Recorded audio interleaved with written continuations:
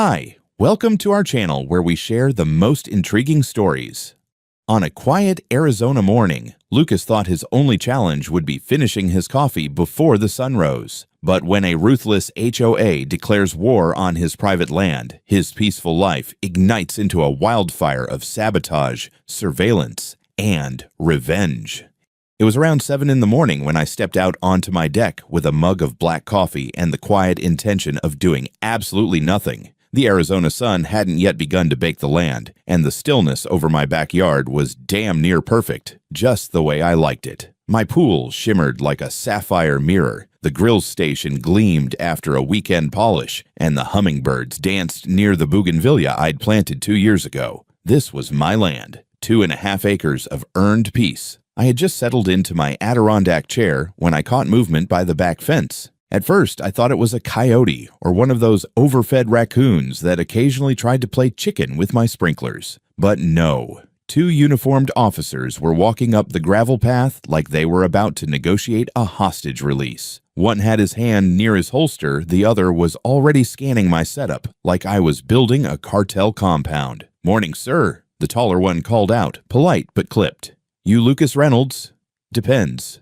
"You planning to shoot me or sell me something?" I replied, rising slowly and setting my coffee on the rail. That didn't get a laugh. "We received a call about unauthorized use of a community pool," the short one said. "Apparently this structure," he motioned toward my very much private, very much expensive pool, "isn't registered to any HOA-approved facilities in the Sunridge Mesa community." My eyebrows nearly flew off my face. I let that silence sit for a second. "You mean this pool," I said, walking with them to the edge, "that I built 5 years ago, on my private land, with my private money, outside of any goddamn HOA borders?" "According to the report," the tall one interjected, flipping through something on his phone, "there's a boundary discrepancy. Says the land may fall under common HOA maintained space, based on cadastral records from 1996? I nearly choked. You know what else happened in 1996? I graduated high school and Backstreet Boys were still a thing. That doesn't mean I owe them rent either. They didn't laugh. I sighed, walked back into the house, and returned with my land deed, property lines, and the most beautiful, notarized site plan you've ever seen. When I laid it all out on the outdoor kitchen counter, even Officer Hand-on-Holster looked impressed. They took photos, jotted down statements, and after a 10-minute awkward silence, politely backed off. "Thanks for your time, Mr. Reynolds," one said. "We'll make a note in the report." "Be sure to include the phrase, 'waste of my Tuesday morning,'" I grumbled, watching them disappear through the same gate they entered. But just when I thought the circus was over, a figure emerged from the far side of the fence. Flaxen bob haircut, oversized sunglasses, and a clipboard tucked under one arm like a damn warrant of righteousness. Karen Walcroft, president of the Sunridge Mesa HOA, my unofficial nemesis since the moment she moved into her stucco McMansion across the wash and decided her jurisdiction extended beyond reality. She didn't say hello. "That pool," she began, voice cold and rehearsed, "is situated across a line that, per our historical overlays, designates it as shared communal space. The 1996 cadastral surveys are not legally binding," I cut in. "Karen, I've shown the cops my paperwork. This land was purchased independently. I'm not in your HOA. I've never paid your dues, signed your rules, or attended your bake sale tribunal." Her lips curled. There was an anonymous complaint about excessive gatherings, loud music, open flames. Sunridge Mesa is committed to maintaining order. "Then maintain it over there," I said, pointing toward the cookie-cutter suburb she ruled like a Stepford warlord. She stepped closer to the fence. "Don't think you can hide behind a few outdated documents. The community is watching. And if you refuse to cooperate, we'll escalate." I smiled, not kindly. "Karen," I said, "the only thing escalating is your blood pressure." She stormed off without another word. Her heels crunched like brittle bones on gravel. I figured that would be the end of it. I figured wrong. 3 nights later, I was trimming the rosemary bush near my grill when something glinted under the leaves. At first, I thought it was a lost phone or a kid's toy, but when I pulled it free, it was a black weatherproof camera. No brand name, Wi-Fi capable, carefully zip-tied to a metal stake, with wires buried in the mulch. I froze. A sick sort of curiosity took over. I searched around the yard, flashlight in hand, and within 20 minutes, I found 2 more. One near the pergola, another behind the outdoor shower, angled right at my deck chairs. Somebody had been here. I tore them all out, wrapped them in a towel, and drove straight to the sheriff's station. They took a report, but didn't promise much. Unless we catch someone in the act or you've got footage, it's a gray area, the deputy mumbled, filing paperwork like it was a grocery list. I was halfway back home when I noticed my porch light flickering. Not blinking, flickering, like an electrical stutter. It had never done that before. The next morning, I brought out an electrician I trusted. He looked grim as he examined the poolside breaker box. "Lucas," he said, "someone's been in here. This isn't normal wear. Someone pulled a wire, rerouted the load, then tried to hide it with a patch job. Could have started a fire." I looked out at my backyard, my perfect handmade oasis, and for the first time, it didn't feel like mine. It felt like a war zone, and I didn't know it yet. But this was only the opening salvo. I didn't sleep much the night after the electrician's visit. I lay awake with the house dark and silent, staring out the window toward my backyard. Every creak in the walls, every rustle in the desert wind put me on edge. I hadn't felt this way since the job, those nights spent listening for groaning beams or panicked voices behind smoke. But this wasn't fire. This was quieter, colder, and it was happening on my turf. By morning, I had a plan. First thing, I drove down to the county land assessor's office, documents in hand, demanding an updated certificate confirming my property's boundaries and legal independence from any HOA jurisdiction. It took 3 hours, a grumpy bureaucrat, and 2 stale vending machine coffees, but I walked out of there with a sealed letter, an embossed survey map,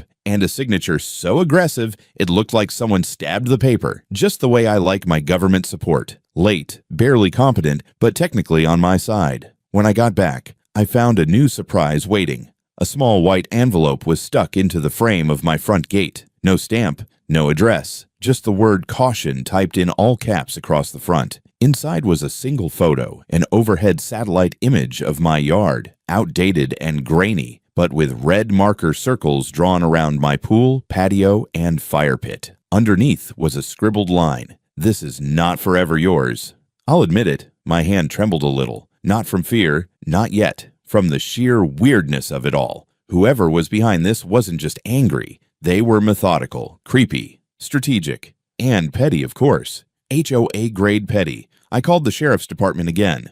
They told me unless there was a direct threat or trespasser caught in the act, there wasn't much they could do. "Probably just some disgruntled neighbor," the deputy said, as if that made it normal. I decided it was time to start playing offense. That evening, I installed my own cameras, high-res, motion-activated, and mounted high on the house exterior. 1 at the front, 2 watching the backyard, and a 4th that had a perfect view of the electrical box by the pool. I synced them all to a secure cloud account and checked the feeds every hour like a man babysitting a nuclear reactor. I wasn't going to let some HOA drone sneak onto my land again. But what I saw the next night changed everything. It was just after midnight when a motion alert pinged on my phone. I opened the app groggily and watched, in real time, as a figure in dark clothing slipped through the side gate like they owned the place. They wore gloves, a cap pulled low, and moved with the kind of purpose that said this wasn't their first trespass. The feed didn't catch a clear face, but it didn't have to. They headed straight for the pool breaker box, stopped, pulled something out of a backpack, looked like a screwdriver. They fiddled with the latch but seemed to hesitate when the sensor lights kicked on. Then they backed away and bolted out the same gate, leaving the box untouched. Whoever it was, they knew exactly where to go and what to do. The next morning, I walked the perimeter of the property again. That's when I noticed new footprints along the flower bed, and one of the sprinkler heads near the fence had been kicked off, bent awkwardly at an angle like someone had tripped on it. As I crouched to inspect the damage, I heard the unmistakable voice of Louise, my 70-something neighbor from across the wash, whose chihuahua barks like it's paid by the hour. "I saw someone over here last night," she said through the chain-link fence, arms crossed over her sun hat. "Didn't look like your type." I turned toward her. "Did you get a look at them?" "Not really. Tall, black hoodie. Might have come from Sunridge." Her lips tightened. "Yesterday, some HOA fella came by asking if I'd file a complaint about your nighttime pool parties. Told him to go pound sand." I blinked. "Wait, Someone from the HOA knocked on your door. Yeah, had a clipboard. Said he was from the compliance committee. Tried to tell me that your yard was classified as an open community use area. Can you believe that? She squinted at me. They really hate that you're not in their little kingdom, don't they? I sighed. You have no idea. Back inside, I reviewed the footage again. Froze it on the moment the intruder approached the box. I zoomed in on their backpack. There was a patch on the strap. HOA Sunridge Mesa Security Patrol. It wasn't clear, but it was enough for me. That afternoon, I submitted the video to the sheriff's office as part of a formal trespassing complaint. They filed it, but warned me again that without a positive ID, prosecution would be tough. Still, I wasn't just filing complaints anymore. I was documenting everything, every broken fixture, every suspicious shadow. Every time Karen and her little army of beige suburban commandos looked in my direction. I also started getting weird notes in the HOA's neighborhood app.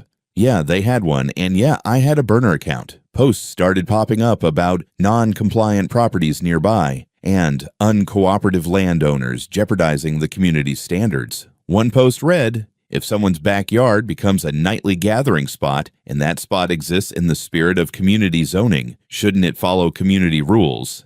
I didn't comment, but I bookmarked that shit.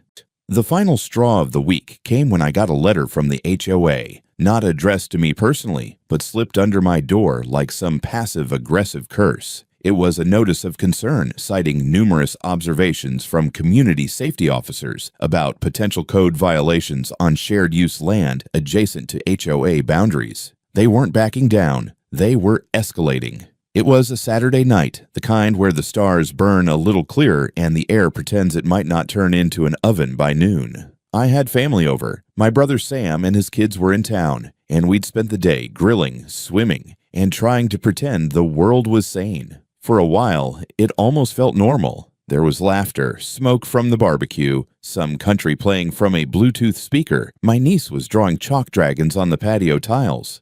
I thought maybe the worst had passed. It hadn't. Sometime around 10:30, I was walking back toward the house from the edge of the yard, a beer in one hand and a half-eaten burger in the other, when I noticed the water in the pool. It was off. The surface shimmered, but not like it should. There was a weird haze floating just under the lights. At first, I thought someone had dropped a towel in, or maybe a spilled drink had messed with the chlorine balance. But as I got closer, I caught the unmistakable stench. Sharp, chemical, brutal. Chlorine. Not pool chlorine, industrial. I dropped the burger. Sam, I yelled, get the kids out, now. He didn't ask why. He just grabbed his two boys and shouted for my niece to run inside. I sprinted to the pool pump and hit the kill switch. The water had already started turning cloudy. The skimmer basket hissed like it was boiling.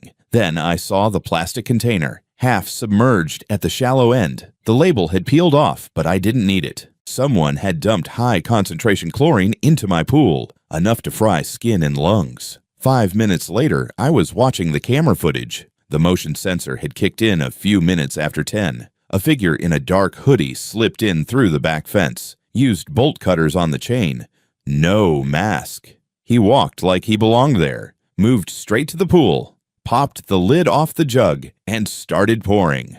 By some miracle, I caught the tail end of it with my own damn eyes through the patio door. I grabbed a bat and a flashlight and ran out before the guy even finished emptying the container. "Hey!" I roared, charging across the yard like a lunatic. He dropped the jug and bolted, but didn't make it far. Sam came flying out the side door, tackled the bastard by the fire pit, and sat on him like a human paperweight while I called the cops. We had him, Robert Tile, member of the Sunridge Mesa HOA Security Patrol. Not even a real security guard, just a glorified hall monitor with a badge and a clipboard, and apparently, now, a chemical saboteur. When the police arrived, they tried to keep it procedural. I gave them the footage, explained the damage, and filed a criminal complaint. Robert, for his part, kept saying the same thing over and over. I was just performing my duty. HOA has rights to maintain common areas. The pool is not his. It's part of shared recreational zoning. I thought the officer was going to roll his eyes out of his skull. "Sir," he said to Robert, "this is not a shared area. This is private property, and you just committed a felony." But of course, it didn't stop there. The next morning, Barely 12 hours after the chlorine attack, I received a certified letter taped to my mailbox with surgical precision. It was from the Sunridge Mesa HOA legal team. Neatly typed gold-embossed letterhead, smelled faintly of white wine and repression. Inside was a formal notice of civil action. According to their filing, I had unlawfully constructed a non-compliant aquatic facility on what they referred to as disputed community acreage. Their claims were laughable, but dangerous. They accused me of building on common land without a permit, creating a public nuisance with gatherings, violating setback ordinances that didn't even apply to my zoning. They even included photocopied maps, crudely marked in pen, to demonstrate that my pool partially overlapped with HOA Greenbelt land. I flipped the pages with a sinking feeling in my gut. The final section hit like a brick. They were suing me. Not for damages, but for possession. They were petitioning the court to grant them legal control over community property in contention, i.e., my damn pool and a third of my backyard. I called Ellen Graves, my attorney, before I even finished reading the letter. She picked up on the second ring. "I've been expecting your call," she said dryly. "You've seen it?" "Just got my copy. They're bluffing hard, but the paperwork's real. We're going to have to respond formally and fast." I sat down on my porch steps, the heat of the concrete soaking into my back. Across the wash, I could see Karen Walcroft standing at her upstairs window, arms folded, watching me like a vulture waiting for a flat tire. "Tell me something," I asked Ellen. "How the hell do you fight crazy this organized?" Her answer came without hesitation. "You out-document them, and then you burn their lies down in court." The courthouse smelled like industrial carpet and broken dreams. Ellen and I sat side by side in a cramped conference room with peeling linoleum floors and an ancient HVAC system that coughed every few minutes like it had something to say. She spread out the latest batch of documents in front of me: property maps, sale records, land surveys. Her finger tapped a yellowed map dated 2 years prior to my purchase. "This is what they attached to the lawsuit," she said. "Notice anything off?" I squinted. At first glance, it looked almost identical to the real survey I had, but then I saw it. The line marking my southern fence was shifted by about 20 feet, just enough to make it look like the pool and patio encroached into HOA green space. "They moved the boundary line," I muttered. "Digitally?" Ellen nodded grimly, clumsily, but enough to confuse someone who doesn't know what to look for. They used a doctored version of a pre-platting diagram that was never even finalized. And guess who certified it? She slid a second sheet toward me. Derek R. Fenley, P.E. The name rang a faint bell. Ellen caught my hesitation. Former county engineer, disbarred 3 years ago for falsifying easement records. HOA must have paid him under the table for this little performance. My stomach turned. It wasn't just pettiness anymore. This was fraud. Intentional, systemic, and far beyond Karen's usual tantrum level. I took a breath. "Can we prove it?" "Oh, I intend to." Her smile was sharp enough to slice cinder blocks. We filed a motion that day for an emergency injunction to halt all legal actions against me until an independent land survey could be conducted. The judge approved it without blinking. Apparently, he'd seen one too many HOA soap operas to take anything at face value. Within the week, 2 neutral surveyors came out. Guys with bad tans, laser scanners, and a healthy distrust of everyone. They took their time, measured everything, cross-referenced plats, municipal files, even aerial drone scans. When the results came in, it was like watching a demolition in slow motion. The pool, patio, and all adjacent structures were well within the original property boundaries filed during the sale. My parcel hadn't changed. What had changed was the HOA's evidence. Every document they submitted in court included slight but deliberate alterations. Some were digital, others hand-marked. The kicker: one of their files listed a boundary extension signed by a witness who had been dead for 4 years. Ellen handed me that file with a look that said, "We're going to destroy them." Meanwhile, the HOA wasn't done being creative. Karen called for an emergency community meeting at the Sunridge Mesa Clubhouse, a beige stucco box that looked like a dentist office and smelled like wet carpet. On the agenda, potential annexation of adjoining parcel for unified standards enforcement. I knew what that meant. They were going to try and vote me into the HOA against my will. Normally, that sort of forced inclusion wouldn't fly, but Karen, crafty snake that she was, had found a loophole. An old zoning memo from the early 2000s suggesting that adjacent properties with shared access routes could petition for annexation if a supermajority of HOA members approved. It was garbage, and it still required a 2/3 vote. I went. I went. I showed up in my best dusty work boots and a t-shirt that read, "No Karen Zone." Sat right in the front row. The place was packed. Maybe 30 people. Half of them retirees with permanent squint face. The other half young couples who looked like they only joined the HOA to get pool access and lawn service. Karen took the podium like she was announcing a military coup. "This motion is not about control," she declared. "It's about unity. About ensuring every property near Sunridge Mesa adheres to the same standards that keep our community desirable and safe." She never said my name, but everyone looked at me. When they opened the floor for discussion, I stood up. "I don't want your standards. I don't want your rules. And I sure as hell don't want your chemically inclined security goons swimming in my damn pool." Half the room laughed. The other half gasped like I'd exposed myself. In the end, the vote failed. 7 in favor, 5 against. Not even close. Karen didn't hide her disappointment. Her jaw tightened into that familiar death clamp, and she slammed the meeting gavel down so hard it cracked. But that night, things got worse. I woke at 3 a.m. to the sound of popping, not gunfire, more like fireworks. Then came the smell, burned plastic and meat. My outdoor kitchen, the pergola, the damn smoker I'd built from scratch. Flames roared up toward the mesquite tree as I stumbled outside in nothing but boxers and boots. I grabbed the fire extinguisher from my patio wall and sprayed until the tank sputtered dry. Then I used a garden hose until the fire department arrived 20 minutes later. The whole thing was torched.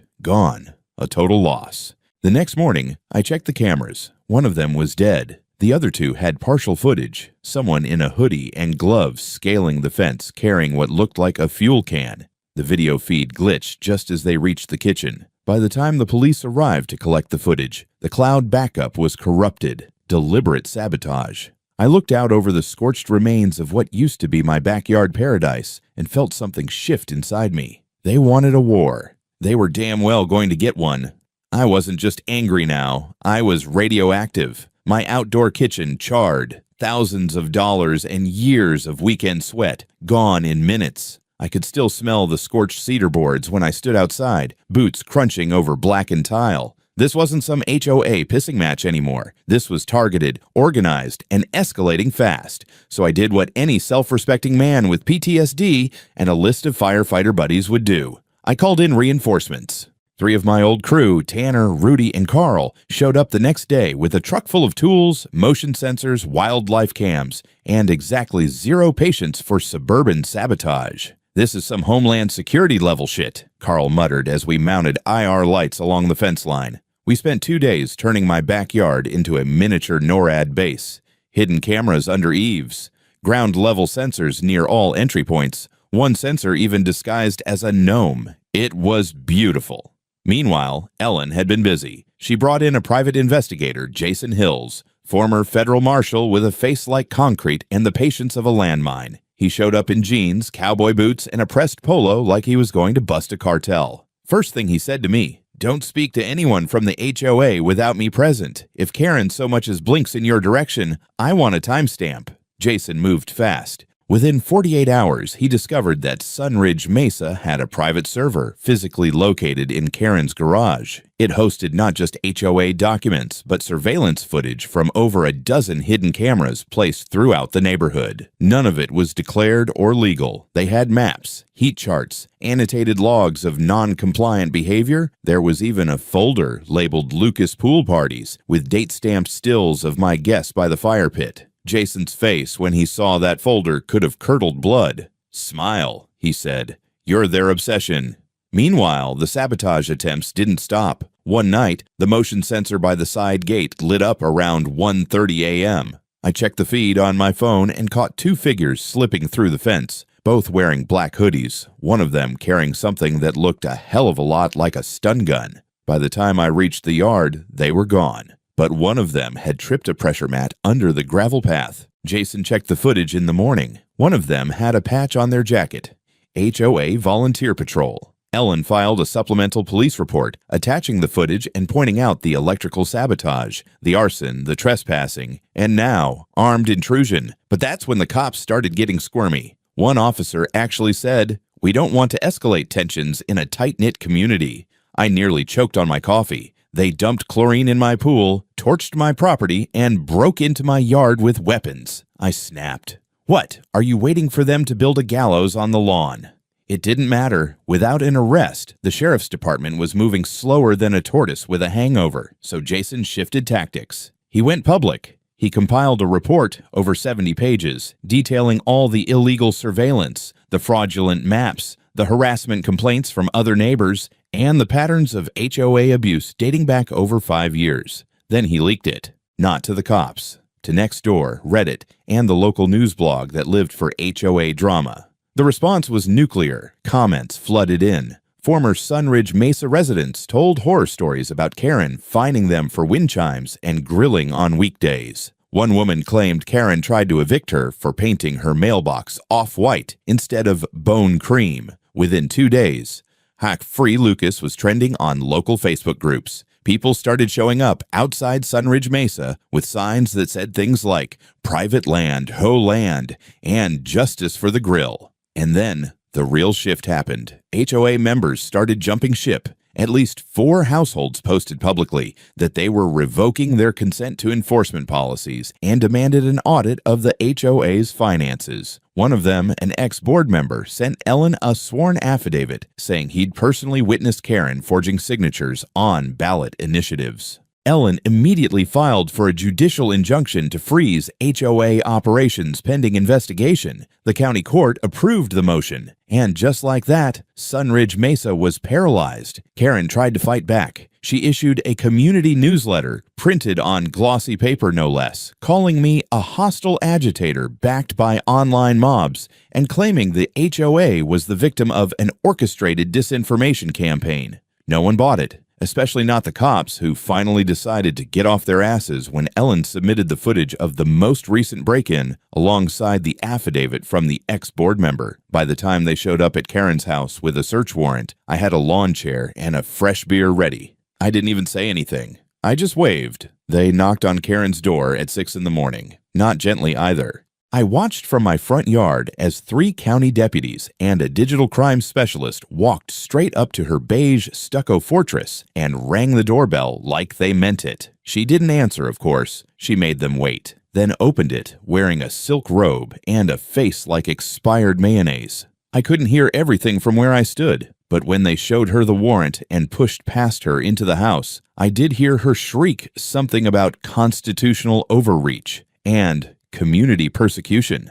Didn't matter. They were in, and they weren't leaving empty-handed. The garage was the gold mine. Behind a row of holiday decorations and a stack of expired hurricane kits, they found it. The HOA's private server, set up on a reinforced shelf with a fan, battery backup, and a mess of network cables duct taped to a surge protector. Jason had been right. They seized it all. Drives, backups, even her damn router. I swear one deputy looked like he was fighting back a smirk the whole time. I would have baked him cookies if I hadn't still been dealing with the PTSD of a scorched brisket station. The real beauty came later that day when Jason cracked the server open and found the motherlode. Not only were there surveillance folders and altered documents, oh no, that would have been too easy. These people had chat logs, meeting notes, drafts of anonymous neighborhood complaints with metadata showing Karen as the author. There were even calendar reminders for tasks like verify motion trigger on Reynolds cam and check chlorine access, Home Depot receipt. She'd kept receipts. Ellen's face when she saw the evidence looked like she'd just found out Christmas came with a bonus check this year. "I'm filing charges within 24 hours, she said, and not just civil. We're talking criminal conspiracy, trespassing, property destruction, illegal surveillance, fraud, and obstruction. She wasn't exaggerating. That night, 2 more arrests followed. Robert Tile, again, and Clarence Waters, the HOA's treasurer, who apparently had been embezzling maintenance funds and authorizing Karen's spy tech shopping sprees. The 3rd arrest came later that week. Janine Porter, head of the Architectural Review Committee, was caught red-handed deleting files and forging backdated approval letters for phantom maintenance visits to my property. It was like watching a suburban mob movie unravel in real time. The final straw came when Jason connected the arson to a text thread between Karen, Robert, and Janine. One of them had messaged, "The fire pit is a safety hazard. Maybe it should be gone." The next message, a thumbs-up emoji and a lighter gif. I swear to God. Ellen filed everything with the DA and requested the charges be elevated from misdemeanor harassment to felony counts under Arizona's racketeering statutes. The argument was clear. This wasn't a series of isolated incidents. It was organized HOA-sponsored crime. The judge agreed. Bail was set. Ankle monitors were strapped on, and for the first time in months, my nights were quiet. No intrusions, no lights in the distance, just wind, stars, and the smell of new cedar planks I'd started stacking where my kitchen used to be. But I knew it wasn't over yet. The court moved our case to the Superior Court level. The charges were now public record. Local papers ran headlines like, "HOA president charged in suburban sabotage scheme. Private pool sparks criminal investigation. Man not in HOA tells HOA to shove it. HOA implodes." Okay, that last one was a meme someone sent me, but still, I knew Karen was going to fight it. She'd hired a lawyer with a hyphenated name and an expensive haircut, and despite the mounting evidence, she kept denying everything. Said the server was tampered with. Said she was the victim of digital misinformation warfare. But the best part? While all this unfolded, HOA operations were frozen. No fines, no meetings, no patrols. Sunridge Mesa was legally gagged, its leadership under indictment, and its finances frozen by court order. One of the neighbors who used to glare at me every time I mowed my lawn in cargo shorts brought over a peach cobbler as a peace offering. "I think I voted for the annexation thing," she whispered. I was wrong. Damn right she was. The courthouse felt different this time. Maybe it was the press outside, 2 vans, 4 microphones, and one guy live streaming in a lawn chair like he was tailgating the Super Bowl. Maybe it was the fact that half the courtroom gallery was filled with Sunridge Mesa residents who now looked at me not like the enemy, but like the guy who held the line when the rest of them blinked. Or maybe it was the expression on Karen's face when she walked in wearing a navy blue suit 3 sizes too stiff for her. She didn't look righteous anymore. She looked cornered. The state had decided to consolidate the cases. Criminal charges, trespassing, conspiracy, vandalism, arson, alongside the civil lawsuit the HOA had filed against me, which was still technically active. Karen had tried to delay the hearing 3 times. The judge finally denied her motions and set the trial for an accelerated review. No jury, just a bench trial. And our judge, Judge Halbert, 70-something, ex-Marine. No tolerance for bullshit. The trial opened with the HOA's claim that I had built unauthorized structures on community-managed green space. Their attorney, a smug little man named Langford with a Bluetooth in his ear and a briefcase full of lies, submitted the doctored maps, referenced ancient zoning laws, and tried to argue that my parcel was never properly divested from the original development plan. Ellen let him finish. Then she unloaded. She started with the official land deed, county records, GPS survey results, and drone scans that placed my property line exactly where I said it was. She backed it up with forensic analysis proving the HOA's maps were digitally altered. Then came the witness list. First, the ex-board member who confirmed Karen had manipulated votes and signatures. Second, Jason Hills, who presented recovered chat logs and activity timestamps showing coordinated attempts to sabotage my property, including the date and time the chlorine attack was planned. Then, my favorite moment, Ellen called the county fire marshal. He testified that the outdoor kitchen fire showed signs of accelerants and tampering. He used words like deliberate, targeted, and endangering neighboring structures. Langford objected. Judge Halbert overruled him with a wave. But the real death blow came when Jason presented the video footage we'd recovered. The HOA's attempt to wipe the cloud backups had failed. Jason had already mirrored the data across multiple secure servers. On screen, the court saw it all. Karen's patrol volunteers sneaking onto my property, the chemical container being poured into the pool, the arsonist climbing the fence with a gas can. Even the moment Robert Tile got tackled by Sam and whined like a wet chihuahua. Karen's face was stone. Langford tried to object again, claimed chain of custody, digital tampering, procedural missteps. Halbert stared him down like a drill sergeant. Counselor, do you believe this homeowner faked multiple years of harassment, falsified county records, and deepfaked half your client's HOA board for the sake of winning a zoning dispute over a pool? Langford swallowed. We, simply request that the video evidence be reviewed. Denied. That was the moment Karen cracked. Not loudly, not publicly, but you could see it. Her lips pressed white. Her hands trembled. When she stood to testify, her voice quivered for the first time. She blamed bad advice from former colleagues, claimed she never intended harm, said the surveillance was a community watch effort that got out of hand. Ellen let her hang herself for 15 straight minutes. Then the judge spoke. He started with the criminal counts, found Karen, Robert, and Janine guilty of trespassing, conspiracy to commit property damage, and illegal surveillance. Clarence, the treasurer, pled out 2 days earlier and turned state's witness, giving us even more damning material. Karen was sentenced to 6 months of house arrest, community service, and was barred from serving on any HOA board in the state. Robert and Janine? Fines and suspended jail time, pending completion of restitution and public apologies. Then came the civil judgment. The HOA's lawsuit was dismissed with prejudice. The judge declared my property fully private, outside of Sunridge Mesa jurisdiction, and protected by state-level property rights. And then he ruled on damages. The HOA was ordered to pay restitution for the destroyed kitchen, $80,000, compensation for legal costs, $52,000, emotional distress and invasion of privacy, $100,000, the HOA's reserve fund seized. Their operations suspended indefinitely, pending reformation. Karen didn't even wait to hear the full ruling. She stood up and walked out. The judge didn't stop her. He just banged the gavel and said, "Let the record show. Freedom still matters in Arizona." The courtroom erupted.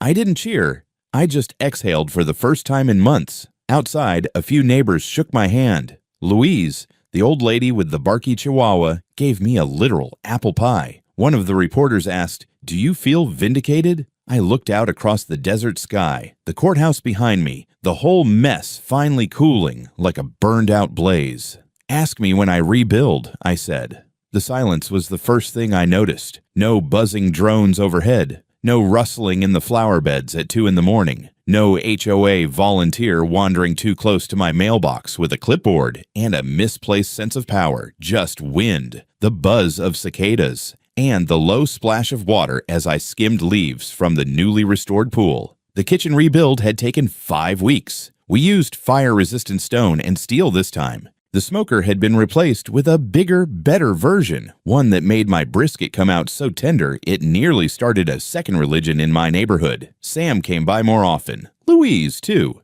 The other neighbors, some from Sunridge Mesa, some from the older lots around the wash, started showing up with folding chairs and casserole dishes. They'd been scared before, but now they knew the monster had no teeth. No more HOA patrols, no more secret meetings. Karen's house had been sold. Quietly and well below market value. Rumor was she moved to Flagstaff, or New Mexico, or somewhere else with fewer witnesses. The Sunridge Mesa HOA was under full audit, with a court-appointed trustee combing through every email and bank statement. The board was gutted. A reform committee had formed, mostly made up of the same people who used to wave at me nervously and then duck when Karen glared. I didn't hate them. I understood fear, but I also knew what happened when no one stood up. The payout came through 3 weeks after the final judgment, $240,000, insurance and compensation combined. I used part of it to finish the guest house I'd been meaning to build for years. Something small, tucked behind the pergola, with a view of the mountains and the pool. I had a sign made for it, simple black letters on brushed aluminum. Private land, no HOA jurisdiction. Trespassers will swim with gators. There were no gators in Arizona. But no one tested the sign. The night I installed it, I lit the fire pit again for the first time since the arson. There was no ceremony, no speech, just a beer, a perfectly cooked steak, and the sound of my niece laughing as she tried to fish a marshmallow out of the pool with a broom handle. At one point, she looked up and asked, "Uncle Luke, is the war over now?" I didn't know how to answer that at first, but I looked around, at my land, my home, the people finally free to be neighbors instead of silent observers, and I nodded. "Yeah, kid," I said. "I'd say we won." And then I leaned back in my chair, watched the stars come out, and felt something I hadn't felt in months. Stillness, peace, home.